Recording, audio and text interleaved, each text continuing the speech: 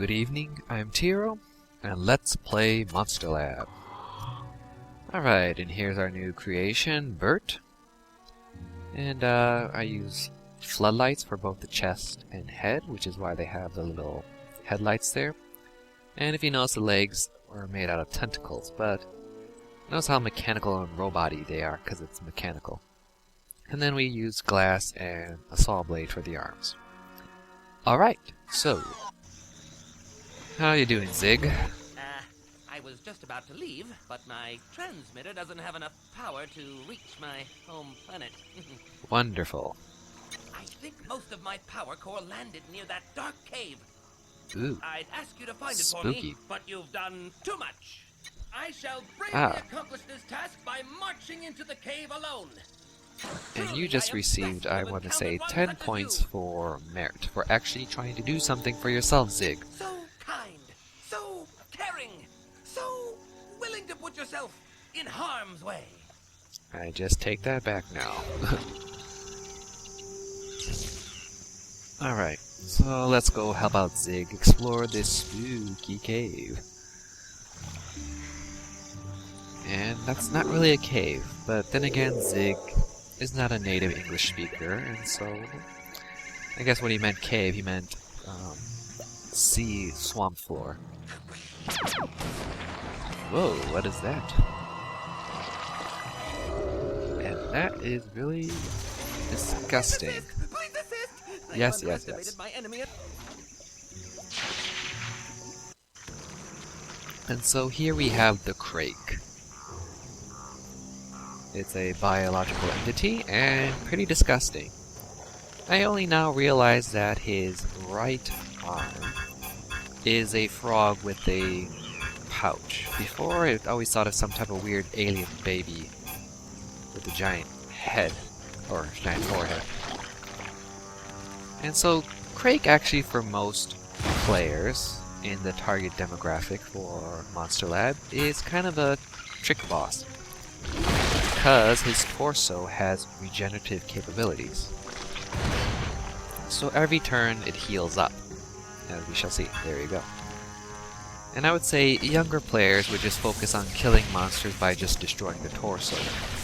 You can get a very effective mechanical arm, the Cannon Mark 1, that shoots the torso for a lot of damage, so you can make very quick kills that way. But here, if you do not have a monster that attacks the limbs and destroy the Krake by cutting off the arms, legs, and head, you're gonna get yourself handed over. But Bert's pretty good. He has the saw to attack horizontally, and he has the glass cutters to slice them up the middle, which is probably very painful when you think about it. Ramming scissors up the nave and to the chops, as the bar would say.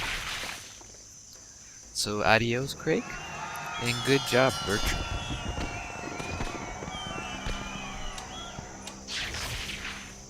Let's see, at the boss we get his head, the tadpole, some foul slime, I would say medium to high rare item, and Your assistance is appreciated, friend, but I could have managed. yeah, That I bet. creature merely caught me off balance. It's okay, Zig. But now I that I have understand. this new transmitter, all is well.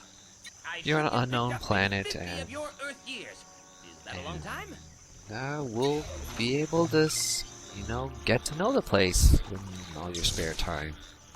I have this friend, his name is Ford, and he's an out-of-work actor. I'm pretty sure he could find you a job. Well, alrighty, on to the lab. We must tell Helena our exploits. I mean, Dr. Sonderbar, yes. This is the IQ injector. Ooh. With it, you should be able to make a monster that rivals useless in brain power. Of course, anything would rival that. But usually when you're a hammer, you really don't need to think too much. Alright, so what do I have implying? I think the metal platter. And that goes with the is it? Da-da-da-da-da. Slime, bandages, plants.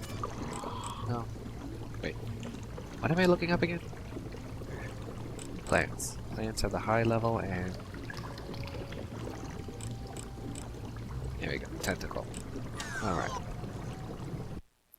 Basically, I'm looking up on the table the strongest biological arm. Because, well, I'll get to that later. Here is the IQ injector, which we will manually add brains to our head. And the way you flick the remote, it actually affects how far you toss it. Now, if you actually have this game, switch hands while you're playing with the IQ injector. You'll thank me later because you'll get uveitis very quickly. And the idea is to rapid fire toss your brains. You can do this the whole game and give yourself a workout with an energy cell. The thing is also rapid fire is actually damaging because if you fill in too many brains, the skull will spit one out, just like you did. So you want to wait till the very last seconds to cram in the brains so that you don't have it ejected at the last minute.